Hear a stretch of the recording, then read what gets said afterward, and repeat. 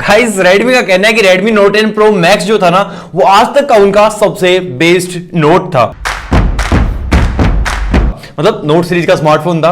लेकिन अगर रेडमी की भाषा को भूल भी जाए तो हम भी अगर कहें तो ये बेस्ट मिड रेंज स्मार्टफोन था वो 2021 का, और उसका सक्सेसर आने जा रहा है परसों, मतलब 9 मार्च को। और पिछले वाले एक वीडियो में मैंने 9 मार्च को गलती से 9 फरवरी बोल दिया था, और आपके इतने सारे कमेंट मुझे मिले ना भाई, आपकी एक्टिवनेस को टेस्ट करने के लिए था वो। मुझे तो पता था कि क्या आने वाला है, कितनी तारीख को आने वाला है, चल झूठा, लेकिन सही मायनों में ना आपको टेस्ट करना चाहता था मैं।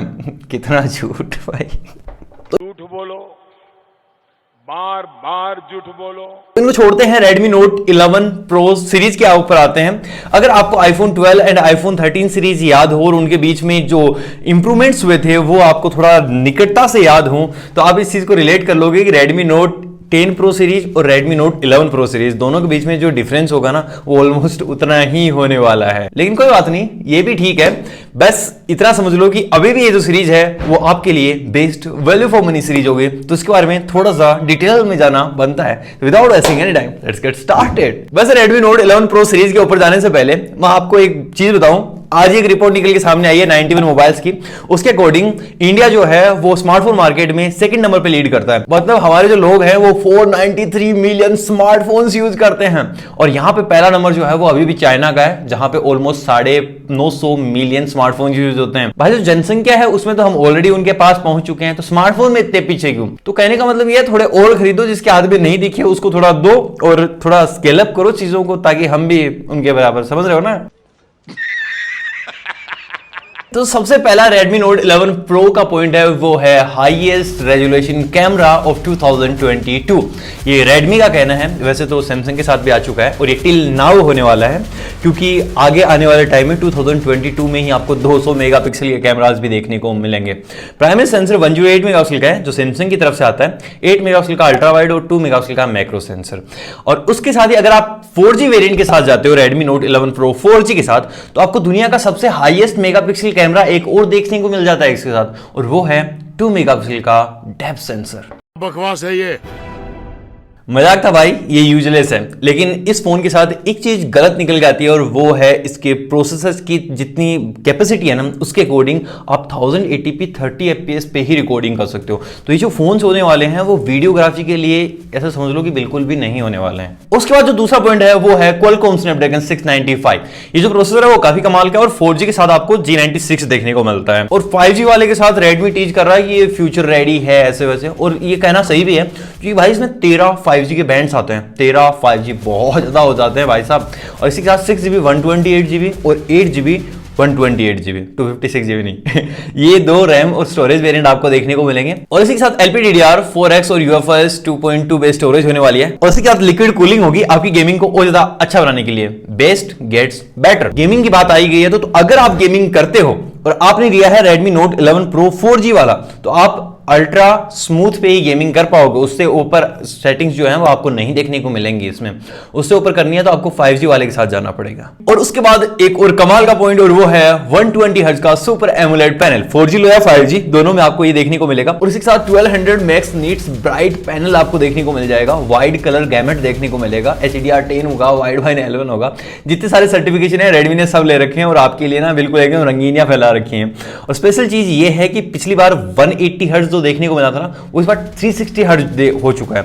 मतलब जो रिस्पॉन्स होगा ना गेमिंग के दौरान या फिर टच सेंसिंग के दौरान, वो बहुत ही कमाल का रहने वाला है। और 120 हर्ट्ज भी ज्यादा ऑप्टिमाइज आपको फील होगा as compare to Redmi Note 10 Pro और Pro Max के। तो इस मामले में कोई कटौती नहीं है, बिल्कुल टॉप नॉच चीजें आपको मिलेंगी। और उसके बाद जो अगला पॉइंट है वो है चार्जिंग की तरफ से 67 वोल्ट की चार्जिंग ब्रिक, और वो आपको बॉक्स में देखने को मिल जाएगी।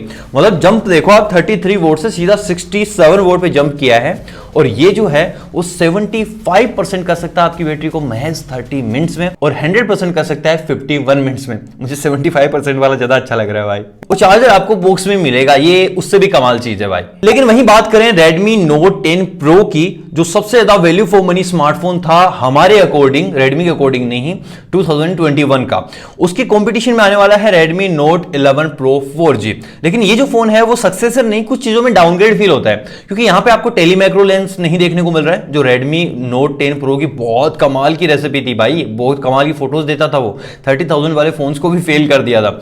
और इसी के साथ जो प्रोसेसर है वो भी इतना ज्यादा अच्छा नहीं है, क्योंकि वो 12 nm पे है और यहां पे जो पिछली बार वाला था वो कम nm पे आता था, तो डेफिनेटली ज्यादा है। लेकिन कुछ चीजें हैं जो आपको इंप्रूवमेंट फील करवा सकती हैं, जहां पे चार्जिंग है और डिजाइन है, ये दो चीजें जो है वहां पे इंप्रूवमेंट डेफिनेटली हुआ है। लेकिन 2022 का जो बेस्ट वैल्यू फॉर मनी रहने वाला है वो डेफिनेटली 11 Pro 5G ही होगा, क्योंकि इस बार 4G लेने का तो कोई इतना फायदा बनता नहीं है इस प्राइस रेंज में, तो 5G लिया जाएगा। और 5G जो फोन है उसमें आपको ग्लास बैक, स्क्वायर एजेस और इसके साथ मैट फिनिश देखने को मिलती है आपको पीछे की तरफ, जिसमें इतने ज्यादा फिंगरप्रिंट्स नहीं आते हैं। ड्यूअल स्टीरियो स्पीकर्स हैं जिनकी ट्यूनिंग बहुत ही कमाल की है, मतलब बेस्ट लाउड स्पीकर आपको देखने को मिलता है।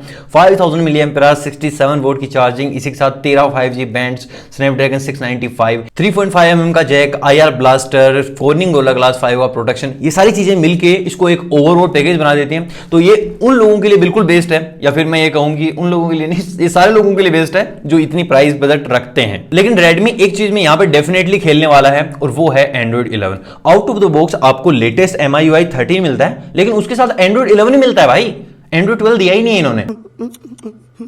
और इनका कहना है कि Redmi Note सीरीज में आपको सिर्फ 2 साल के ही Android अपडेट्स देखने को मिलेंगे, तो इसका मतलब यह होता है कि आपको Android 12 एंड Android 13 ही आपको देखने को मिलेंगे, तब तक आपकी नोट सीरीज सिमट चुकी होगी। और अब बात करते हैं इसकी प्राइस की। यहाँ पे जो बेस वेरिएंट है वो दोनों ही फोनों के लिए 6GB 128GB रहने वाला है, तो जो 4G होगा उसकी प्राइस रहने वाले है 16,999 रुपीज, और जो 5G होगा उसकी प्राइस रहने वाले है 21,999 रुपीज। लेकिन डिस्काउंट के बाद ना आपको 20,000 के लगभग ये देखने को मिलेगा, जैसे मैंने आपको कहा था ना, डिस्काउंट के बाद पक्का ये 20,000 ही आ जाएगा। तो मेक श्योर अगर आप इस फोन में इंटरेस्टेड हो ना, तो तत्काल वाली टिकट कैसे बुक करते हैं वैसे बुक कर लेना फेस्टिव सेल में, जो 15 तारीख को इसका सेल आने वाला है अकॉर्डिंग टू लीक्स, और बाकी मैं आपको बता दूंगा कम्युनिटी वगैरह में आराम से। और मेरी अनबॉक्सिंग का भी वेट कर लेना, एकदम मस्त अनबॉक्सिंग आएगी पूरी डेप्थ में। तो बाकी वेट करो 9 मार्च का। बाकी इसका लॉन्च इवेंट जो है ना वो मेरे घर के पास में ही है, मतलब इस बार ऑफलाइन लॉन्च इवेंट कर रहा है Redmi, तो उसमें भी मैं ट्राई करता हूँ अपना सारा जुगाड़ लगा के, तो वहां से भी आपको मोस्ट प्रोबेबली कवरेज मिल जाए। तो दैट्स ऑल यार, यही है कहानी इसी Redmi Note 11 Pro सीरीज की। और अगर आपको वीडियो पसंद आया ना तो वही चुनिंदा काम करने, लाइक शेयर सब्सक्राइब, एंड मैं मिलूंगा आपसे अगले वाले वीडियो में। तब तक के लिए बाय बाय।